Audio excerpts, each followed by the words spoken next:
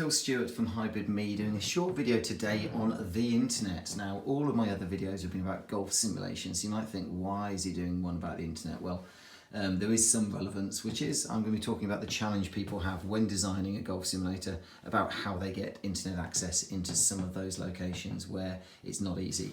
So a lot of people building simulators will build them perhaps at the bottom of the garden, like I've done, about 40-50 meters away from the house. They may be building them in the basement or in the garage, where often a home wireless network won't reach. What do you do in those situations? Because some of the launch monitors, like SkyTrack, need the internet for authentication when you first log in. Other functionalities, such as playing online, maybe streaming on YouTube, again, will require the internet. So how do you do that? Now, for about 3 years, I've been using a personal hotspot on a couple of different phones I've got. So I simply go in, turn on the personal hotspot, that creates a wireless network, and I then connect my PC to the wireless network and away I go. Downside of that is I have to typically make sure it's turned on every time. I go in there on the phone, I then have to connect the PC to it unless it's automatically done. And it's consuming data, and I don't really know how much data that's using. Now, I've got unlimited data, so I don't care, but many people will have limited data.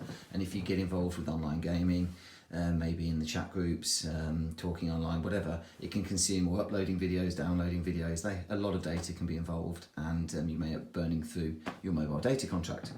So this is where the other technology, which is powerline adapters, come in, which I think is a great solution for the majority of people that are designing home simulators.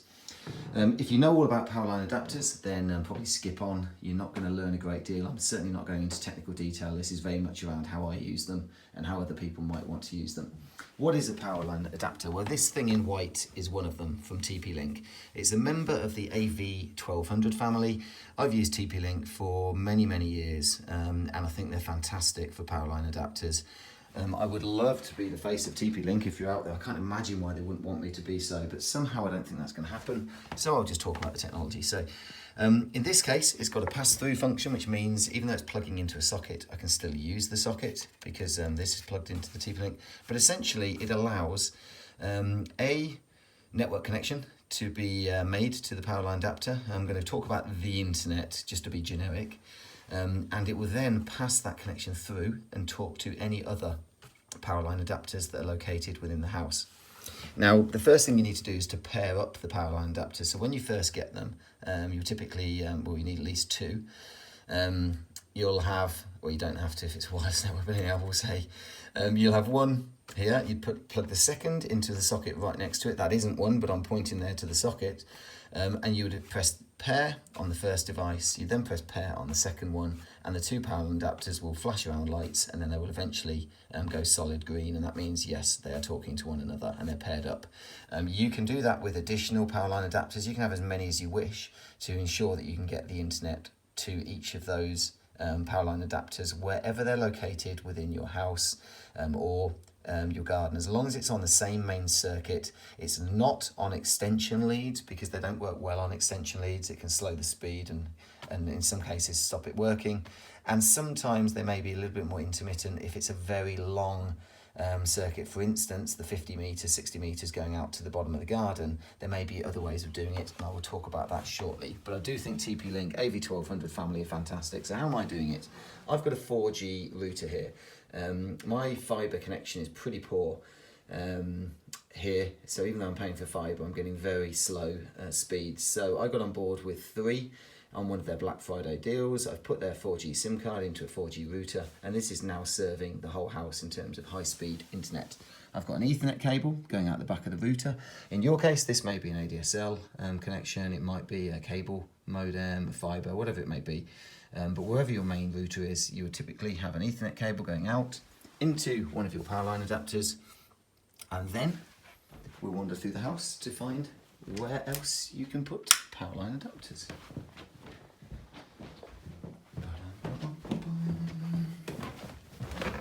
So, going downstairs, I would just about get some wireless signal, but it wouldn't be great. So I'm into the main kind of kitchen area, and at this point I have a second powerline adapter. In this case, it's a different one. It doesn't have the pass-through function, but again, that's an optional add-on. It is a member of the AV1200 family again, and this time it's got antennas on it. So essentially, this is actually one that will allow you to I've paired it up so you can see the green lights are on, and essentially it means that the signal is being passed through from the power line adapter upstairs through the main circuit to this location. And here, if I choose to, I could put some additional Ethernet cables in the top, but I don't need to. All I'm getting this doing now is broadcasting a wireless network using the connection that was hooked in upstairs, which is my main broadband router. So I now get high-speed wireless within the kitchen. Furthermore, at the other end, we have a lot of wires, but ignore that.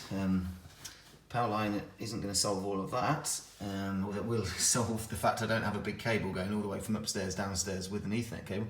So here we have another powerline adapter. It does have the pass-through function.